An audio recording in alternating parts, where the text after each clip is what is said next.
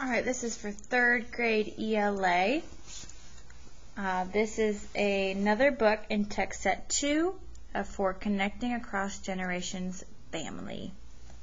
Okay. Listen to these words.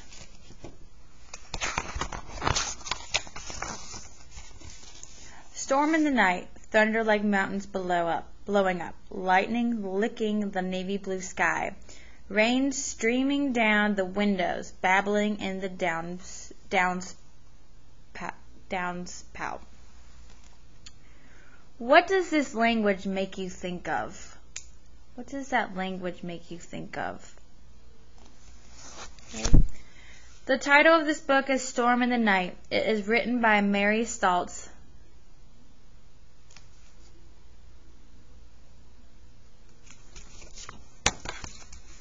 Storm in the night, thunder like mountains blowing up, rain streaming down the windows, babbling in the downspouts. And Grandfather and Thomas and Ringo, the cat, they were in the dark.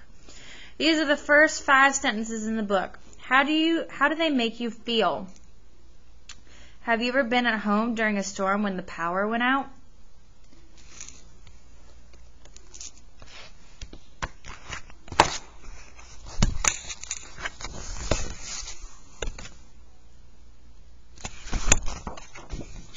After a while, the lights came on. They turned them off and went to bed.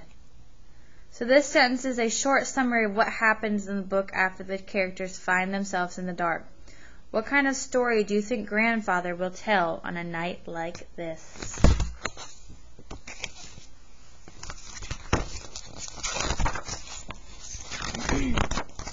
Our read aloud goal for today is to notice how the author uses dialogue to make the characters seem real. So we're going to notice how the author uses dialogue to make the characters seem real. Storm in the night, thunder like mountains blowing up, lightning licking the navy blue sky, rain streaming down the windows, babbling in the downpours. And Grandfather and Thomas and Ringo the cat, they were in the dark, except for Ringo's shining mandarin eyes and the carrot-colored flames in the wood stove.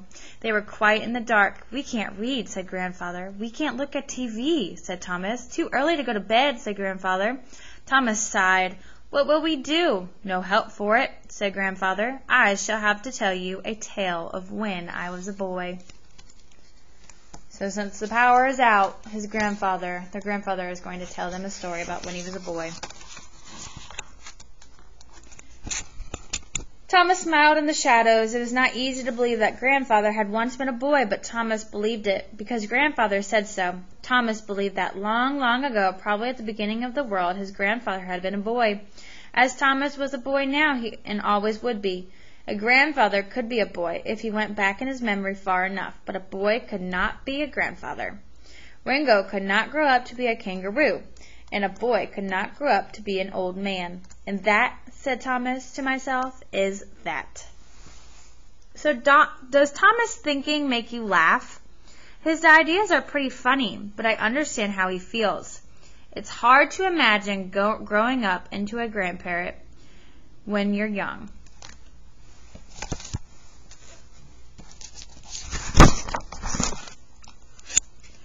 Grandfather was big and bearded. Thomas had a chin as smooth as a peach. Grandfather had a voice like a tuba.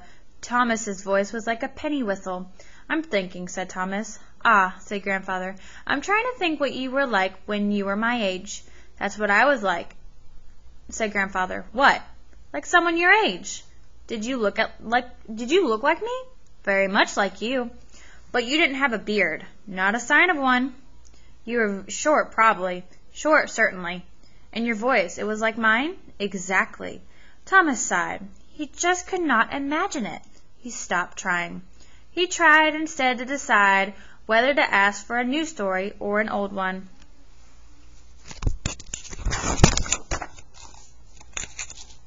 Grandfather knew more stories than a book full of stories. Thomas hadn't heard all of them yet because he kept asking for repeats. As he thought about what to ask for, he listened to the sound of the dark. Grandfather listened too. In the house a door creaked, a faucet leaked. Ringo scratched on his post. Then, On Grandfather's chair he scratched behind his ear, and they could hear even that. In the stove the flames made a fluttering noise. "That's funny," said Thomas. "I can hear better in the dark than I can when the lights are on." "No doubt because you are just listening," said his grandfather, "and not trying to see and hear all at the same time." That made sense to Thomas, and he went on listening for sounds in the dark.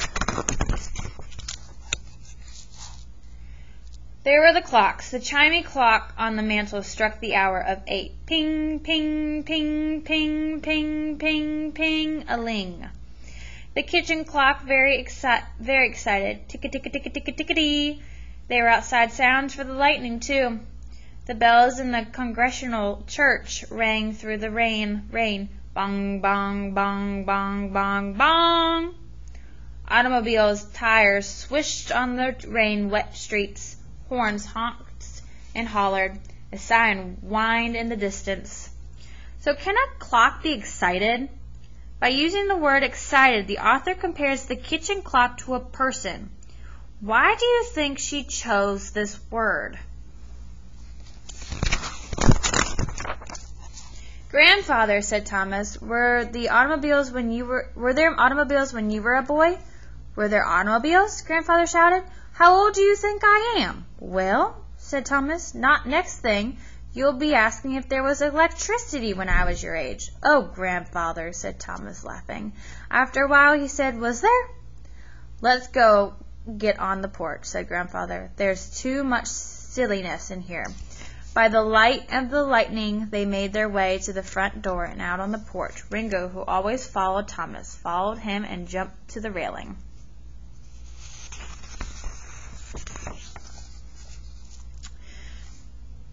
The rain, driving hard against the back of the house, was scratchily sprinkling here, but it swooped windily through the great beech tree on the lawn, brandishing branches, tearing off twigs. It drenched the bushes, splashed in the bird bath, clattered on the tin roof like a million tacks. Grandfather and Thomas sat on the swing, creaking back and forth, as thunder boomed and lightning stabbed across the sky. Ringo's fur rose, and he turned his head from side to side, his eyes wide and wild in the flashes that lit up the night. The air smelled peppery and gardeny and new. "That's funny," said Thomas. "I can smell better in the dark, too." Thomas thought Grandfather answered, but he couldn't hear, as just then a bolt of lightning cracked into the big beech tree. It ripped off a mighty bough, which crashed to the ground. That was too much for Ringo. He leaped onto Thomas's lap and shivered there.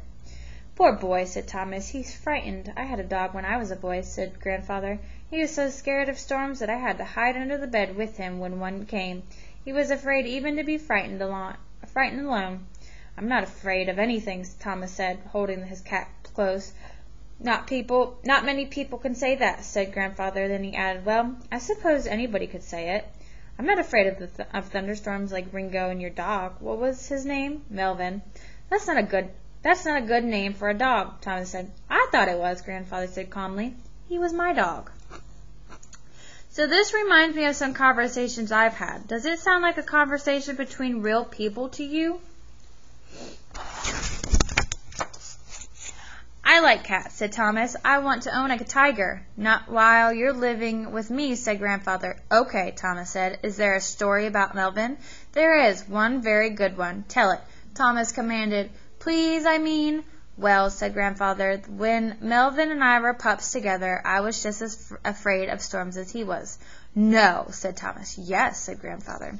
"We can't all be brave as tigers." "I guess not," Thomas agreed. So there we were, the two of us, hiding under two beds whenever a storm came. "Think of that," said Thomas. "That's what I'm doing," said Grandfather. Anyway, the day came when Melvin was out on some errand of his own, and I was doing my homework, when all at once, with only a rumble of warning, down came the rain. Down came the lightning. And all around and everywhere came the thunder. "Wow," said Thomas. "What did you do?" "Dove under the bed." "But what about Melvin?" "I'm coming to that," said Grandfather.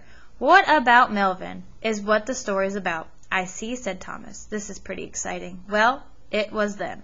Are you going to listen or keep interrupting? I think I'll listen, said Thomas. Good. Where was I? Under the bed. So I was. Well, I lay there shivering at every clap of thunder, and I'm ashamed to say that it was some time before I even remembered that my poor little dog was all by himself out in the storm. Thomas shook his head in the dark. And when I did remember, Grandfather went on, I had the most awful time making myself wriggle out from under the bed and go looking for my father or my mother to ask them to go out and find Melvin for me. Grandfather, I told you I was afraid. That is a true story you're hearing, so I have to tell you the truth. Of course, said Thomas, admiring his grandfather for telling a truth like that. Did you find them? I did not. They had gone out some place for an hour or so, but I'd forgotten. Thomas, fear does strange things to people, make them forget everything but how afraid they are. You wouldn't know about that, of course. Thomas stroked his cat and said nothing. In any case, Grandfather went on, there I was alone and afraid in the kitchen, and there was my poor little dog alone and afraid in the storm. What did you do? Thomas demanded. You didn't leave him out there, did you? Did you, Grandfather? Thomas, I put on my raincoat and opened the kitchen door and stepped out on the back porch just as a flash of lightning shook the whole sky and a clap of thunder barreled down and a huge man appeared out of the darkness holding Melvin in his arms. Whew! That man was 7 feet tall and had a face like a crack in the ice. Grandfather, you said you were telling me it's true story. It's true because that's how he looked to me. He stood there scolding at me, and said, Son, is this your dog? And I nodded because I was too scared to speak. If you don't take better care of him, you shouldn't have him at all. And the terrible man, he pushed Melvin at me and stormed off into the dark. Gee, said Thomas, this wasn't very fair. He didn't know you were frightened, too. I mean, Grandfather, how old were you? Just about your age. Well, some people my age can get pretty frightened. Not you, of course. Thomas said nothing. So sometimes people exaggerate to make a point, as Grandfather does here. Why does the man seem like he was 7 feet tall? Later on, Grandfather continued, I realized that man wasn't even 7 feet tall, or even terrible. He was worried about the puppy, so he didn't stop to think about me. Well, I think he should have. People don't always do what they should, Thomas. What's the end of the story? Oh, just what you'd imagine, Grandfather said carelessly. Having overcome my fear enough to forget myself and think about Melvin, I wasn't afraid of storms anymore. Oh, good, said Thomas. For a while they were silent. The storm was spent. There was only flickers of lightning, mutterings of thunder, and a little patter of rain. When are the lights going to come on? Thomas asked. You know as much as I do, said Grandfather. Maybe they won't come on for hours, said Thomas. Maybe they won't come on until tomorrow. Maybe not. Maybe they'll never come on again. And what will we do then? Well, think of something, said Grandfather. Grandfather? Yes, Thomas. What I think maybe if you hadn't been here, and Ringo hadn't been here, and I was all alone in the house, and there were storms, and the light went out, and didn't come on again for a long time like this, I think maybe then I would be a little bit afraid. Perfectly natural, said Grandfather. Thomas sighed. Grandfather yawned. Ringo jumped to the porch floor and walked daintily into the garden, shaking his legs. So do you think Thomas may have been a little bit afraid during this storm? Why do you think that? After a while, the lights came on. They turned them off and went to bed. The end.